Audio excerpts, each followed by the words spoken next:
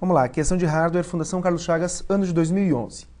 Em termos de componentes básicos do computador, é um elemento que, no final das contas, funciona como uma mesa de trabalho que a todo momento tem seu conteúdo alterado e até mesmo descartado quando não está energizado. Aqui a gente já mata, é uma questão já mais nível fácil, porque qual o componente que, quando não tem energia, perde seus dados? Qual é o componente que tem como característica ser volátil? É a memória RAM. Tá? Então a memória RAM é a memória principal do computador e ela já é volátil. Então a gente aqui tem na alternativa E, correta, memória RAM. Só que vamos analisar cada um dos itens aqui. Antes de analisar separadamente esses itens, é interessante relembrar como é que funciona o computador. O computador basicamente tem três componentes. Tem o processador, que é o cérebro do computador. Aqui um exemplo do i7, que é um dos mais poderosos da linha da Intel.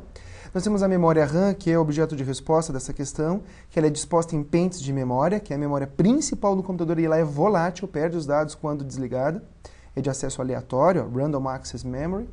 E nós temos o HD, também chamado de hard disk ou disco rígido, que é o dispositivo de memória não volátil, um dispositivo de armazenamento de dados. Tá? Pode ser magnético, pode ser tipo de memória flash, enfim, tem vários tipos de HDs. Tá? Então, basicamente, como funciona? O processador controla tudo, o HD armazena, e tudo que o processador pede para o HD que está armazenado aqui tem que ser carregado na memória RAM. Então, a memória RAM mantém os programas em execução.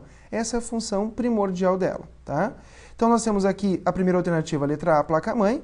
Se a gente observar, está aqui a placa-mãe, com os lembrando que o seu principal componente é o chipset, ou conjunto de chips, local para o encaixe do processador, ou seja, o slot, o encaixe do processador, os barramentos externos, os barramentos internos. Então essa não pode ser a resposta correta, porque quando para a energia na placa-mãe, não é que perde os dados, para o sistema inteiro. Né? Aí nós temos o processador como segunda opção.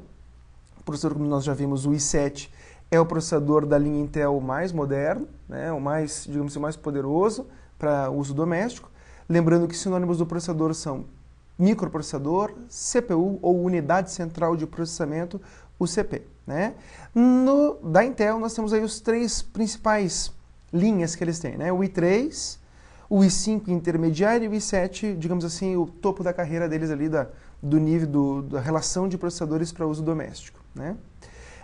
Em seguida nós temos o HD, que é a memória que nós já vimos, memória secundária ou de massa, uma memória de armazenamento, eventualmente chamada de Winchester, apesar desse termo já ter caído em desuso, alguns ainda chamam de Winchester, não é certo, mas chamam de Winchester.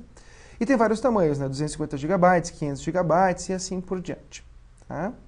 A outra alternativa que nós tínhamos, então, era a placa de vídeo. Só lembrando que quando você observa em uma placa-mãe a placa de vídeo acoplada, nós chamamos ela de onboard. Né? Então, ela está acoplada na placa-mãe.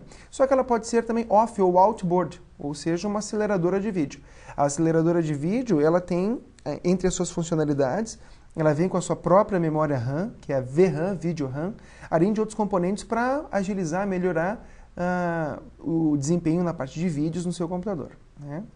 Aí nós temos ainda a resposta correta, que é a memória RAM, que é a memória principal do computador, que é volátil, né? Disposta em pentes, como nós falamos, diversas capacidades, 2 GB, 4 GB, 6 GB e assim por diante. Né? Existe uma limitação em relação ao processador, como também a placa-mãe, mas não é o caso dessa questão.